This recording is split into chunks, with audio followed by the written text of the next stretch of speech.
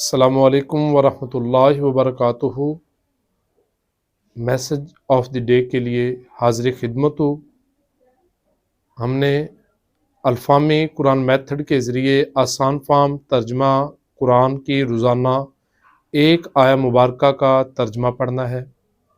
آج ہم نے تسمیہ کا ترجمہ پڑھنا ہے۔ جی دیکھیے گا، بسم اللہ بازر بی کا کیا معنی ہے؟ کے ساتھ۔ جی دیکھیے، اسم اردو میں کیسے استعمال ہوتا ہے؟ اسم گرامی اسماء باری تعالی۔ بسم اللہ ہی کا کیا ترجمہ ہو گیا؟ اللہ کے نام کے ساتھ۔ جی بازر بی کے ساتھ، جس طرح باللہ اللہ کے ساتھ، بالرسولی رسول کے ساتھ، بالکلامی قلم کے ساتھ، بالمومنین مومنوں کے ساتھ، جی بالکافرین کافروں کے ساتھ۔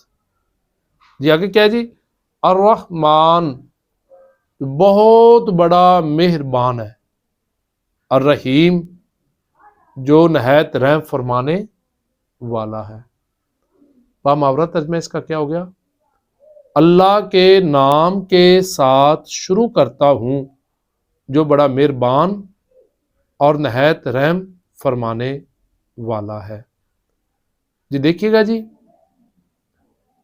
اللہ کے پاک کلام کا ترجمہ ہم سیکھنے لگے ہیں۔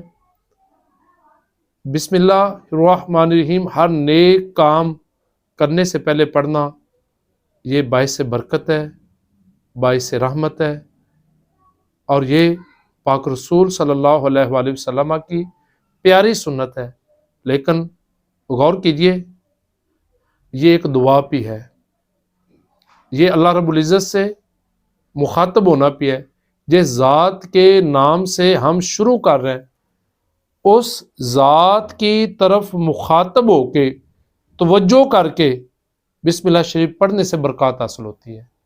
اور اس کا طریقہ کیا ہے کہ ہمیں ترجمہ آتا ہو، کہ زبان کے سے ہمارے الفاظ ادا ہو رہے ہوں اور دل میں اس کا ترجمہ ہو، تو تب برکات ہے، تب فوائد ہے۔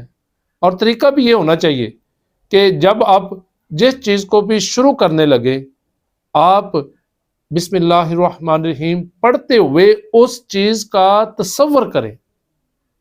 مثال کے طور پر کھانا کھانے سے پہلے بسم اللہ الرحمن الرحیم پڑھنا ہے تو کیسے پڑھنا ہے کہ زبان سے الفاظ ادا ہوں، دل میں ترجمہ کیا ہونا چاہیے کہ میں اللہ کے نام کے ساتھ کھانا کھانا شروع کرتا ہوں، اللہ کے نام کے ساتھ میں پانی پینا شروع کرتا ہوں۔ پانی پینے سے پہلے، پڑھنے سے پہلے آپ یہ ترجمہ کریں کہ میں اللہ کے نام کے ساتھ کتاب پڑھنا شروع کرتا ہوں جو بڑا مہربان اور نہایت رحم والا ہے۔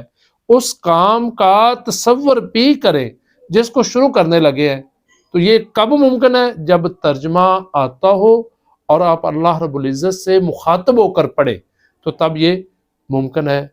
اللہ تعالی ہم سب کو قرآن فہمی کے نور کے ساتھ منور فرمائے۔